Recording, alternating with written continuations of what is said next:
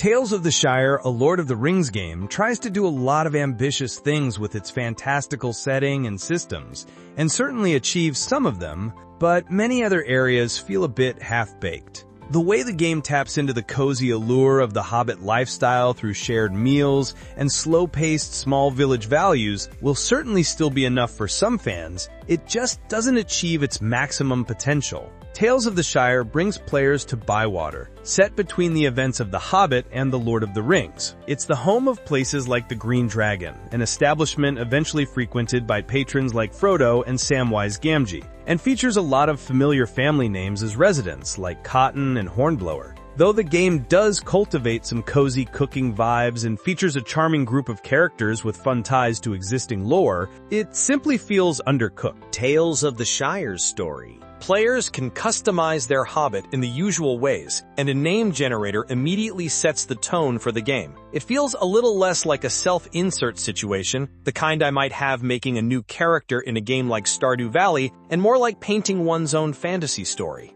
I chose the name Amaranth and set off on my journey to Bywater from my home in Bree, immediately crossing paths with Gandalf, who gave me a ride to town.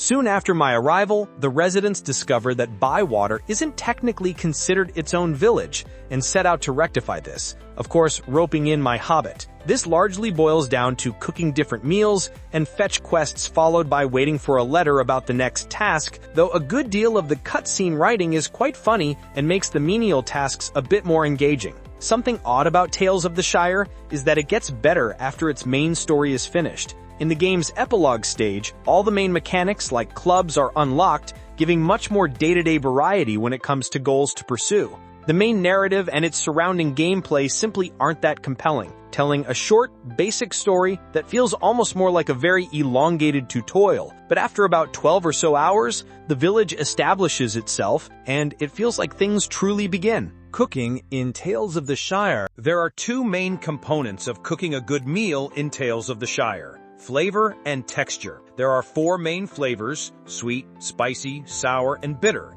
and balancing them well in dishes will net combo points. Ingredients themselves have flavor profiles, as do seasonings, which can be added through unlockable auxiliary cooking stations like a sauté pan and mixing bowl. These stations affect how tender or crisp a dish is, and how players chop determines whether it's more chunky or smooth. Hitting a target point on an axis of all 4 of these qualities will result in an overall better meal. The efficacy of meals can also be affected by the quality of the ingredients, which players will largely grow and forage themselves, except for some harder-to-find components. The game has a large number of recipes and offers a good amount of leeway to be creative with different flavor combinations within each. Though I did find it relaxing to a point and genuinely enjoyed crafting inventive and high-quality meals, the cooking minigame mechanics are very simplistic, and the overall process can start feeling dull fast. Considering that the cooking minigame and overall flavor formulation are such a core part of the game,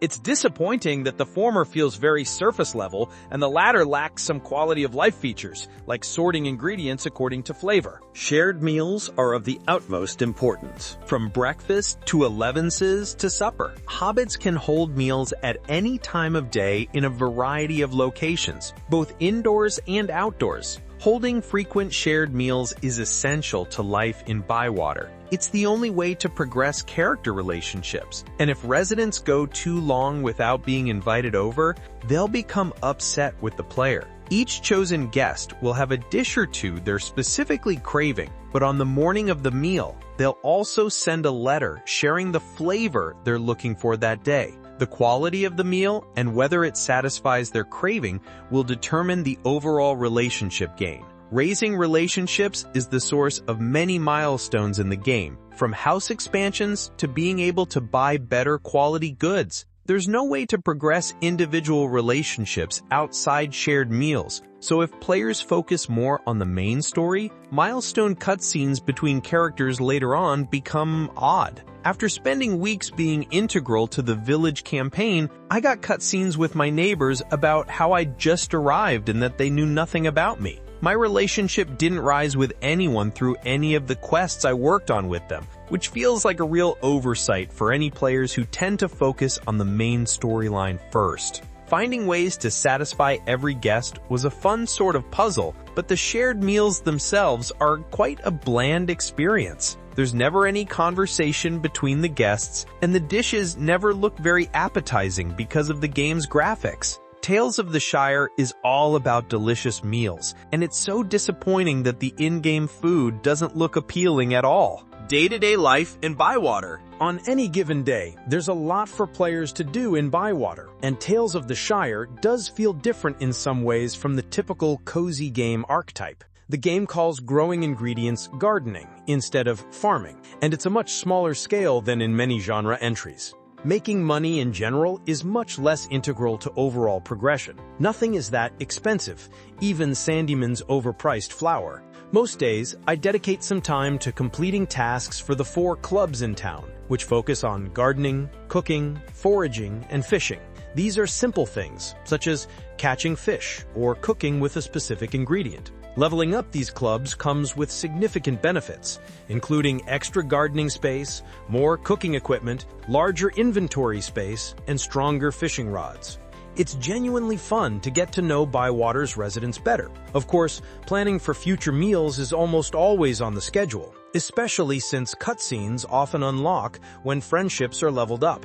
It's genuinely fun to get to know Bywater's residents better, many of whom have ties to important LotR characters. Rosie Cotton, Samwise's future wife, lives on a farm nearby with her family, for instance. Many of them run shops or will trade with the player, and having such a prominent barter economy is refreshing. It's also easy to lose oneself in the game's decorating, which is one of its most extensive features. There are tons of furniture and decor, including matching sets that can be gifted by different villagers, and there's an entire separate mode dedicated to decorating, with free placement and customization of almost every part of the Hobbit hole. Some of the art is hard to discern the details of, but the system overall is quite enjoyable. Tales of the Shire is under-seasoned. During my playthrough, I encountered several technical issues.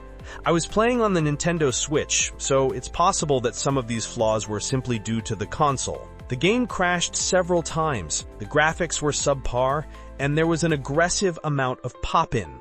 Additionally, the usage of music was confusingly sporadic. There would be long stretches of almost dead silence, save for a few chirping birds. Then other moments with an orchestral score, which is presumably another bug.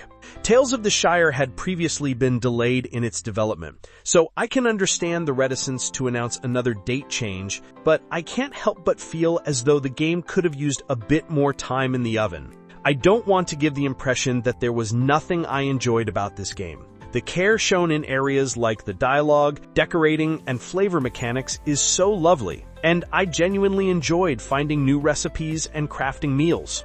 However, the detail shown in these areas makes the overlooked aspects of the game even more disappointing, as there was so much more potential there. The cutscenes are great, for example, but those same endearing characters have no dialogue outside those scenes. When spoken to otherwise, the only dialogue option is goodbye. And there are several other non-interactive, nameless NPCs I saw every day in my travels that seem to only be there to fill space. However, if players, especially Lord of the Rings fans, can overlook some oversights, the Shire is still a welcoming, relaxing place to be. There are a slew of little details I love about this game. The way birds guide you to map markers, the fact that your pantry visually grows as you put ingredients away, recipes named things like Old Noak Stew, Rest Our Rubbish, and so many other things endeared me to Tales of the Shire, a Lord of the Rings game, and showed what it could have been with a little more time to cook.